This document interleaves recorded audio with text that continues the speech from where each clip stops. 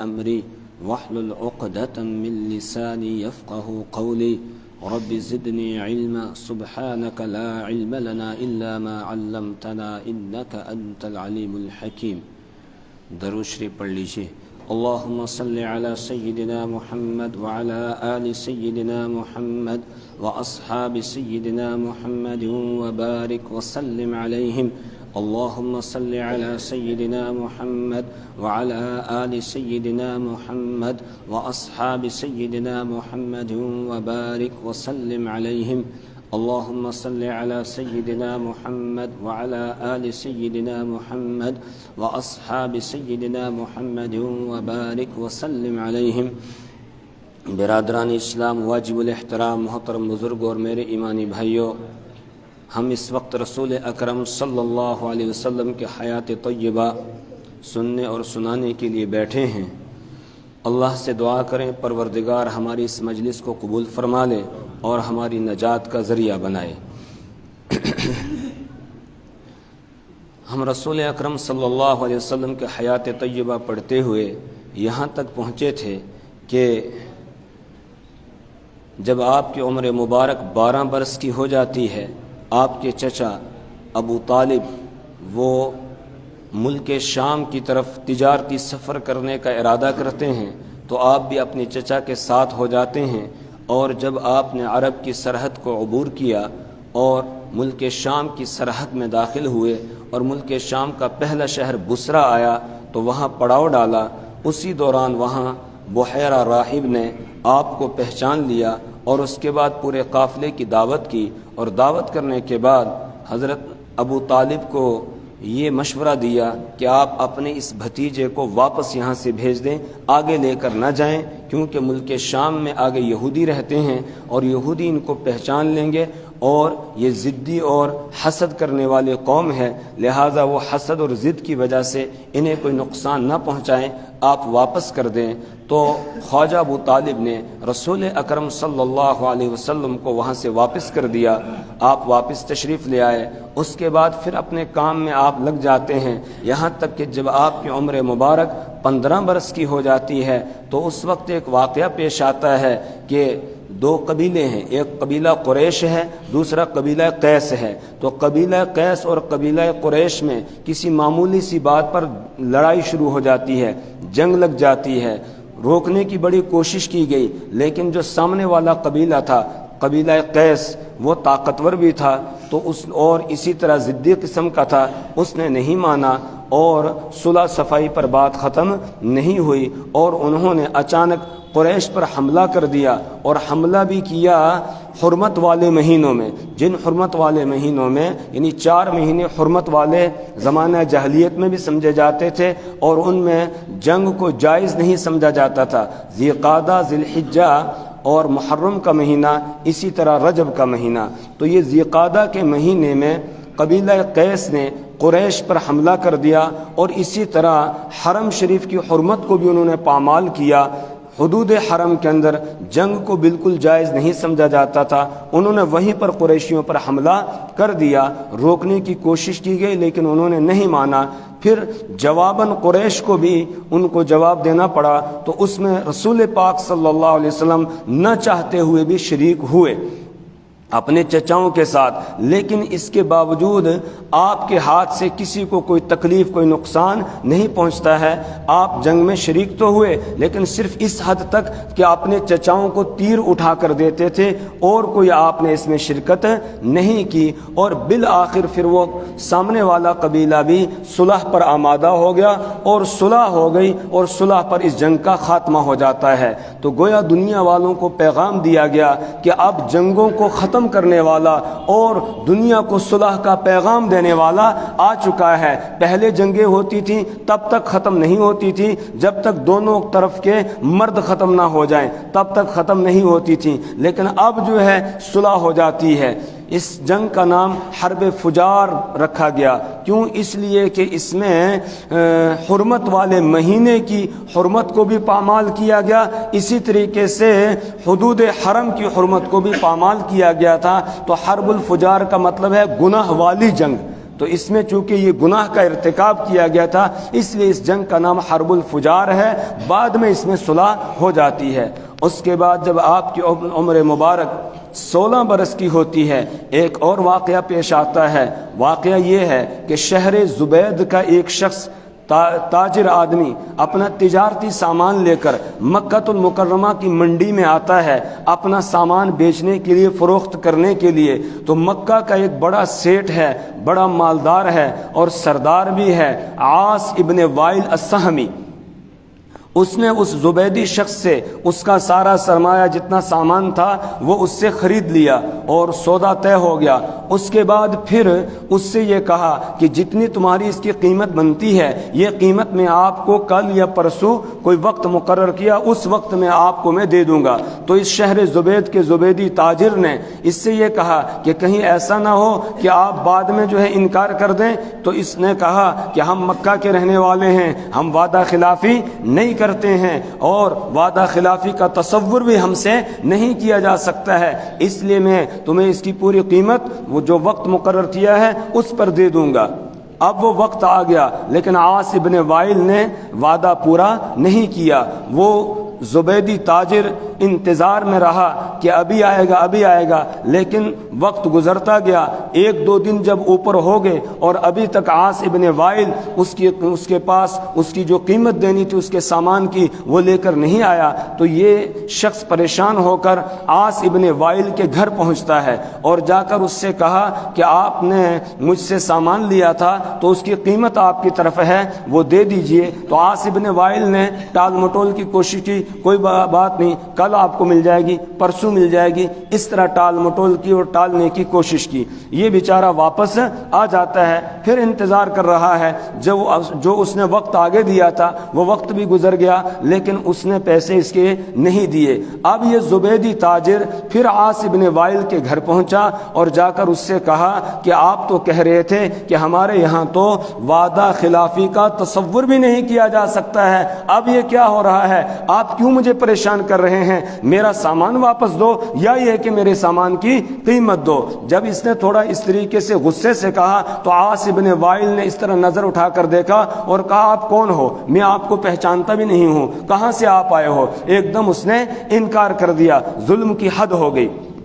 اب یہ زبیدی تاجر وہاں سے باہر نکلا اور پریشان حال ہے, جو کچھ تھا سارا اسی کو دے دیا, اپنے پاس کچھ بھی نہیں ہے, پریشان ہو گیا. اس کی آنکھوں سے آنسو جاری ہیں لیکن کوئی آنسو پوچھنے والا نہیں ہے. ایک ایک کے دروازے پر گیا سرداروں کے کہ میری مدد کرو, میرا یہ معاملہ پیش آیا ہے. پہلے تو آدمی تیار ہو جاتا کہ ٹھیک ہے آپ کی ہم مدد کریں گے, لیکن جب عاص ابن وائل کا نام آتا ہے تو ہر آدمی پیچھے ہٹ جاتا ہے, کوئی مقابلہ کرنے کے لیے آگے نہیں بڑھتا ہے. کیوں؟ اس لیے کہ یہ بڑا سردار تھا تو کوئی اس کے سامنے آنے کے لیے تیار نہیں ہوتا ہے. اس نے جب دیکھا کوئی اس کی مدد نہیں کر رہا ہے اور ایک ایسا لگ رہا ہے جیسے سب کو سانپ سونگھ گیا ہو, تو یہ مکہ کے رواج کے مطابق کوہ صفا پہ آتا ہے اور وہاں آ کر اس نے اپنے کپڑے پھاڑے اور اس کے بعد پھر اس نے آواز لگائی یا معشر قریش, یا معشر قریش. قریشیوں کو اس نے آواز لگائی, ہاشمیوں کو آواز لگائی اور دوسرے خاندانوں کے نام لیے اور پھر ان سے کہا کہ میری مدد کرو, میں ایک مظلوم آدمی ہوں, میرے پیسے عاص ابن وائل کی طرف ہے وہ ادا نہیں کر رہا ہے اور اس نے دینے سے انکار کر دیا ہے. کسی آدمی نے اس کی بات کو نہیں سنا, لوگ آئے اس کی آواز سن کے, لیکن جب عاص ابن وائل کا نام آیا تو سب پیچھے ہٹ گئے, کسی نے اس کا ساتھ نہیں دیا. پھر اس نے پھر آواز لگائی اور اس نے کہا کہ او ابراہیم علیہ السلام کے دین پر ہونے کا دعویٰ کرنے والوں اور اسماعیل علیہ السلام کی اولاد میں ہونے کا دعویٰ کرنے والوں اور قریشیوں, تمہاری غیرت کہاں گئی ہے. ان کی غیرت کو للکارا کہ تم میرا ساتھ نہیں دے رہے ہو, مظلوم کا ساتھ نہیں دے رہے ہو اور ظالم کا ساتھ دے رہے ہو. اور یہ وقت بھی وہ تھا جس وقت میں لوگوں میں یہ نعرہ مشہور تھا, انصر اخاک ظالما او مظلوما, کہ اپنے بھائی کی مدد کرو چاہے وہ ظالم ہو یا مظلوم ہو. اپنے بھائی کی مدد کرنی ہے, مظلوم کی مدد نہیں کرنی ہے, اپنے بھائی کی مدد کرنی ہے. چاہے وہ ظالم ہو اسی کی مدد کرو, مظلوم کی مدد کرنا کوئی ضروری نہیں ہے. یہ ان کا نعرہ تھا اس وقت.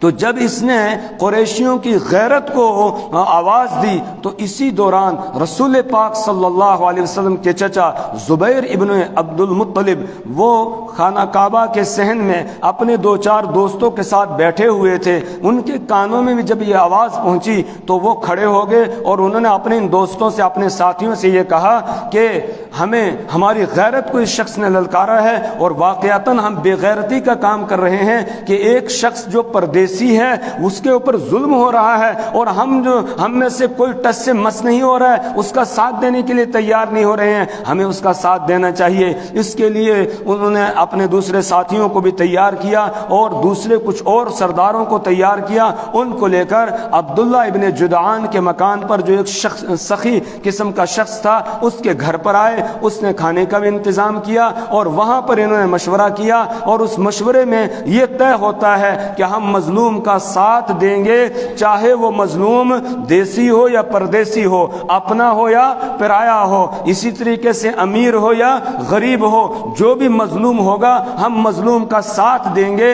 اس بات پر جو ہے ایک معاہدہ طے کیا جاتا ہے. سارے لوگوں نے کہا بالکل یہ بات بہت اچھی ہے، ایسا ہونا چاہیے، ورنہ ہمارا شہر مکہ تو بدنام ہو جائے گا. لوگ کہیں گے کہ مکہ کے لوگ اتنے کمینے ہیں کہ وہ مظلوم کا ساتھ نہیں دیتے ہیں، تو اس لیے ہمیں مظلوم کا ساتھ دینا ہے. اس پر معاہدہ تحریر کیا گیا، سب نے اس پر سائن کیے، اور اس کے بعد عبداللہ ابن جدعان کا نمبر آیا سائن کرنے کا کہ ٹھیک ہے اس پر سائن کرتے ہیں. اس نے کہا میں تب تک سائن نہیں کروں گا جب تک کہ ایک معزز اور مکرم شخصیت جو بنو ہاشم کی ہیں ان کا اس پر سائن نہ ہو جائے، ان کو پہلے بلایا جائے، ان کو بھی اس معاہدے کے اندر شریک کیا جائے. تو زبیر ابن عبد المطلب نے یہ کہا کہ وہ کون ہیں؟ انہوں نے کہا وہ آپ کے بھتیجے ہیں جن کا نام محمد ہے اور جن کی صداقت اور امانت اور دیانت کا اس وقت شہرہ ہے.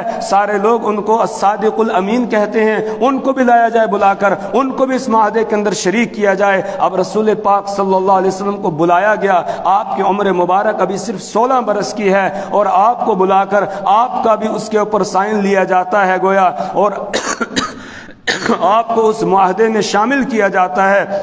اور پھر اس معاہدے کا نام حلف الفضول رکھا جاتا ہے. اس سے مدتوں پہلے ایک معاہدہ عرب والوں کے یہاں پہلے ہوا تھا جس میں فضل نام کے 3 آدمیوں نے معاہدہ کیا تھا، اور اس میں بھی یہی طے کیا گیا تھا ہم مظلوم کا ساتھ دیں گے.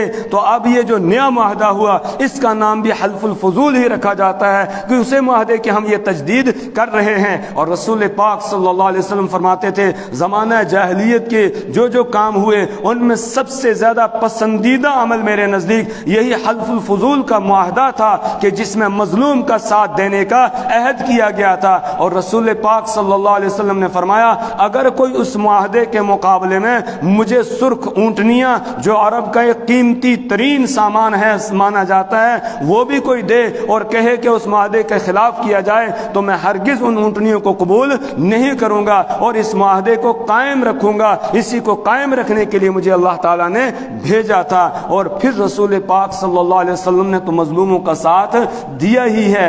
ظلم سے آپ نے لوگوں کو نکالا ہے، مظلوموں کا ساتھ دیا اور ظالم کے ہاتھ کو روکا ہے. جب آپ کی بعثت ہو جاتی ہے اور صحابہ کرام کی معزز ترین جماعت وہ یہاں تیار ہو جاتی ہے، اس کے بعد ایک مرتبہ رسول پاک صلی اللہ علیہ وسلم نے صحابہ کرام کے سامنے جن کا تزکیہ ہو چکا تھا، جن کے دل بالکل صاف ہو چکے تھے اور جن کے بارے میں قرآن نے گواہی دی تھی اولئک الذین امتحن اللہ قلوبہم للتقوی، یہ وہ جماعت ہے جن کے دلوں کا اللہ نے امتحان لے لیا ہے تقوی کے لیے اور پھر ان کی کامیابی کا اعلان کیا گیا ہے. رضی اللہ عنہم ورضوا عنہ، اللہ ان سے راضی اور یہ اللہ سے راضی ہو گئے ہیں. ان کے سامنے رسول پاک صلی اللہ علیہ وسلم نے ایک مرتبہ اس بات کو دہرایا انصر اخاک ظالما او مظلوما، اپنے بھائی کی مدد کرو خواہ وہ ظالم ہو یا مظلوم ہو. تو صحابہ کرام چوک گئے اور کہنے لگے یا رسول اللہ یہ آپ کیا فرما رہے ہیں؟ یہ تو زمانہ جاہلیت میں نعرہ لگتا تھا کہ اپنے بھائی کی مدد کرو چاہے وہ ظالم ہو یا وہ مظلوم ہو، آپ بھی یہی فرما رہے ہیں؟ رسول پاک صلی اللہ علیہ وسلم فرمایا ہاں میں بھی یہی کہہ رہا ہوں، لیکن اب اس کا وہ مطلب نہیں ہے جو پہلے تھا، اب اس کا اور مطلب ہے. صحابہ نے عرض کیا یا رسول اللہ مظلوم مظلوم کی مدد تو ہمیں سمجھ میں آ گئی ہے، ظالم کی مدد ہم کیسے کریں گے؟ پھر تو ہم بھی ظلم میں شریک ہو جائیں گے۔ آپ نے فرمایا ظالم کی مدد یہ ہے کہ ظالم کو ظلم سے روک دیا جائے، اس کے ہاتھ کو پکڑ لو کہ تم ظلم نہ کرو، یہ ظالم کی مدد ہو جائے گی۔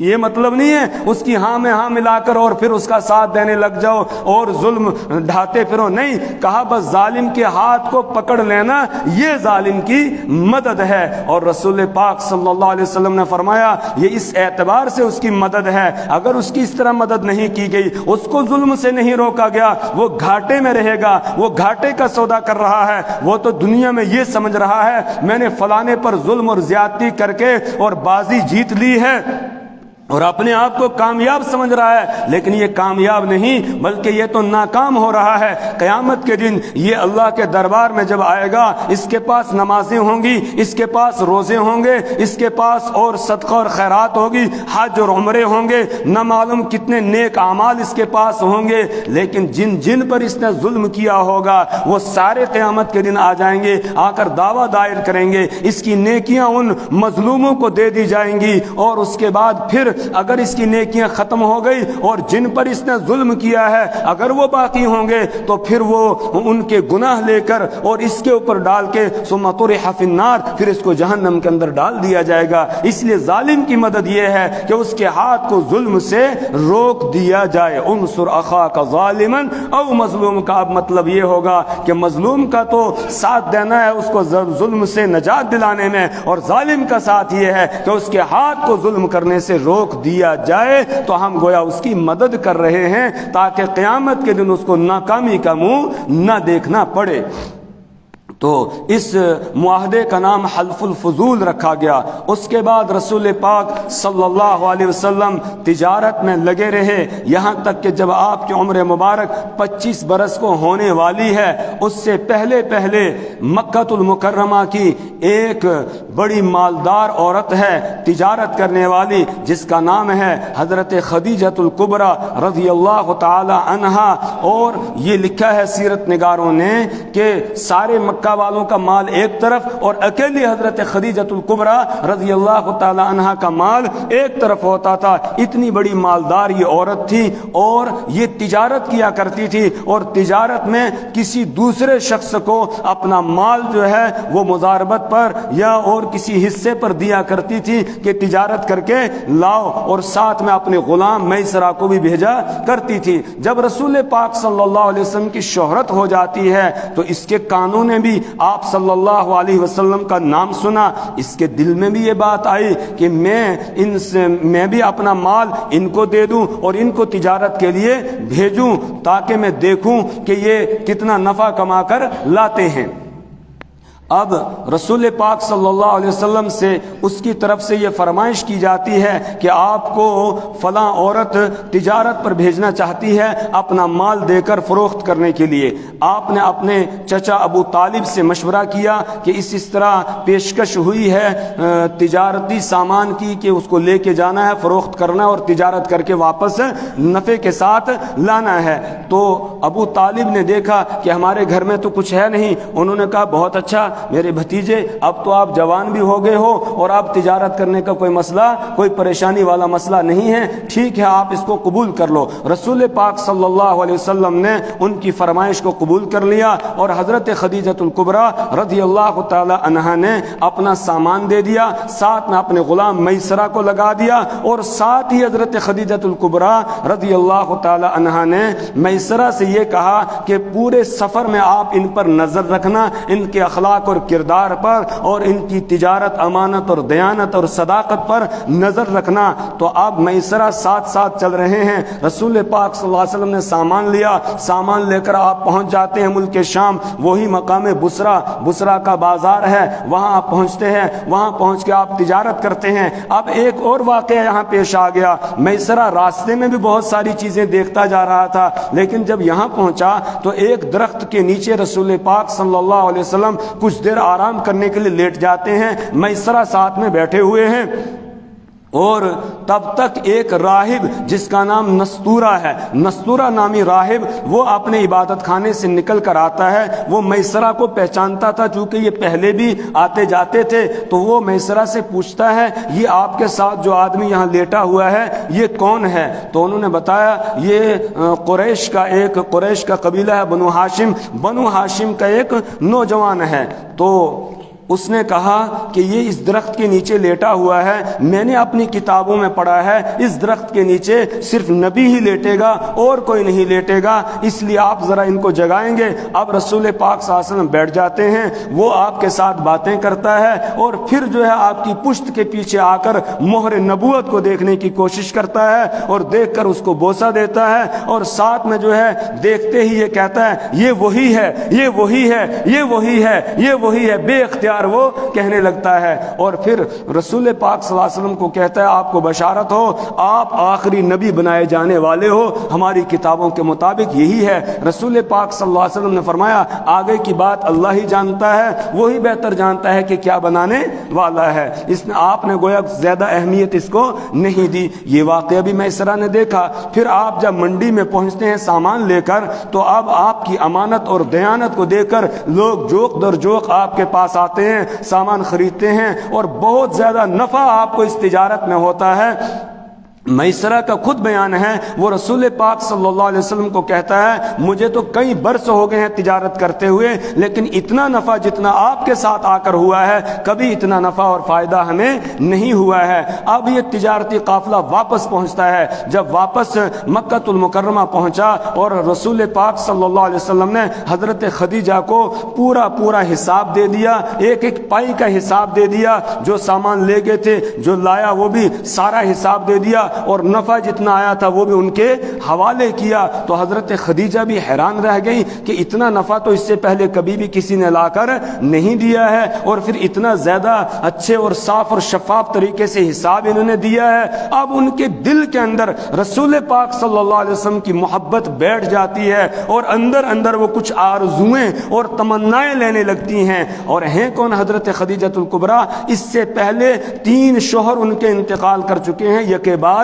دیگرے 3 شوہر انتقال کر گئے ہیں، ایک بیوہ عورت ہے، اور بیوہ ہونے کو اس وقت جو ہے یہ بدقسمتی کی علامت سمجھا جاتا تھا۔ جب ان کے شوہروں کا انتقال ہوتا ہوگا تو سارے ان کو بدقسمت سمجھتے ہوں گے، لیکن آج وہ چیز کہ جو بدقسمتی کی علامت تھی، آج وہی حضرت خدیجہ الکبریٰ رضی اللہ تعالیٰ عنہ کی قسمت کی علامت بن جاتی ہے۔ ایک بیوہ عورت ہے، اندر سے امیدیں اور آرزویں جو ہے ان کو انگڑائیاں لینے لگتی ہیں۔ اسی دوران انہوں نے یہ ارادہ کر لیا کہ مجھے ان کے پاس اپنے نکاح کا پیغام بھیجنا ہے۔ اس کے لیے انہوں نے اپنی کچھ سہیلیوں سے مشورہ بھی کیا اور رشتہ داروں سے بھی مشورہ کیا۔ سب نے کہا بہت اچھا ہے، اگر وہ قبول کر لیں تو کوئی مسئلہ نہیں ہے، اس لیے کہ وہ امانت دار ہیں، سچے ہیں۔ تو حضرت خدیجہ نے اپنی ایک سہیلی انیسہ بنت منبہ ان کو تیار کیا، اور وہ رسول پاک صلی اللہ علیہ وسلم کے پاس نکاح کا پیغام لے کر پہنچتی ہیں۔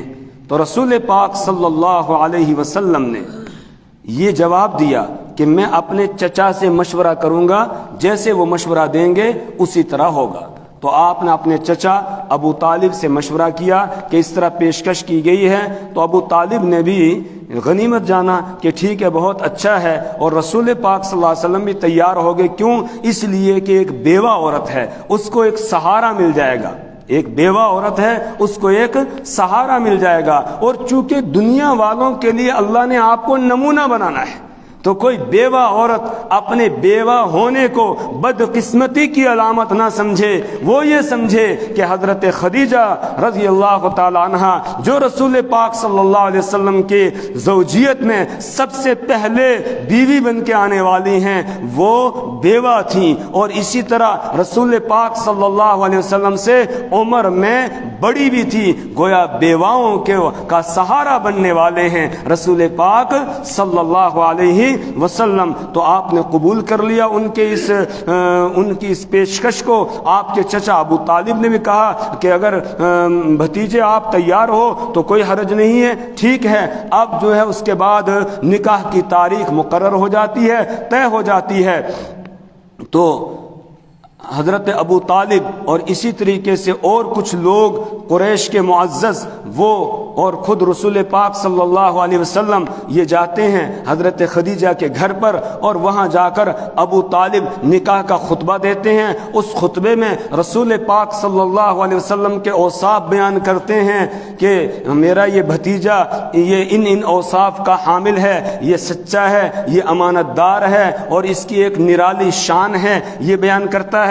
اور ساتھ ہی یہ بھی بیان کرتے ہیں کہ یہ یتیموں، غریبوں اور اسی طرح بیواؤں کا سہارا بننے والے ہیں، اور اسی طرح ان کے اس خوبصورت چہرے کے ذریعے سے تو بارش طلب کی جاتی ہے۔ وہ بارش والا جو واقعہ تھا وہ بھی گویا اس نے تو اس کا بھی تذکرہ کرتے ہیں۔ اور ساتھ ہی یہ کہا اگرچہ اس کے پاس مال نہیں ہے، یہ غریب ہے، مال اس کے پاس نہیں ہے، اور مال کوئی خاص حیثیت بھی نہیں رکھتا ہے، کیونکہ المال غادن وراحن، یہ تو صبح شام آنے جانے والی چیز ہے، لیکن اخلاق کا مقابلہ پورے مکہ میں کوئی ان کا نہیں کر سکتا ہے، بلکہ جتنے لوگ دنیا میں ہیں کوئی ان کا مقابلہ اخلاق اور کردار میں نہیں کر سکتا ہے۔ اس طرح خطبہ دیا، خطبے میں رسول پاک صلی اللہ علیہ وسلم کے اوصاف جو ہے وہ بیان کیے گئے، اور ساتھ ہی مہر مقرر کیا گیا۔ یہ لکھا ہے سیرت نگاروں نے کہ 20 اونٹ یا یہ کہ 12 اوقیہ سونا جو ہے یہ مہر مقرر کیا گیا، اور اس کے بعد حضرت خدیجہ رضی اللہ تعالی عنہا کی قسمت جاگتی ہے، اور ان کے ساتھ رسول پاک صلی اللہ علیہ وسلم کا نکاح ہو جاتا ہے۔ اب تک رسول پاک صلی اللہ علیہ وسلم خواجہ ابو طالب کے یہاں رہ رہے تھے، اور اب جب نکاح ہو گیا تو پھر حضرت خدیجہ کے گھر میں رہنے لگے۔ پھر وہاں کیسے رہے رسول پاک صلی اللہ علیہ وسلم، یہ انشاءاللہ آئندہ درس میں اللہ ہمیں رسول پاک صلی اللہ علیہ وسلم کی سچی محبت نصیب فرمائے، رسول پاک صلی اللہ علیہ وسلم کے طریقوں پر چلنے کی اللہ ہمیں توفیق عطا فرمائے، آپ کی سنتوں پر چلنا ہمارے لیے اللہ آسان فرما دے۔ سبحان اللہ و بحمدہ، سبحانک اللہم و بحمدک، ونشہد ان لا الہ الا انت ونستغفرک۔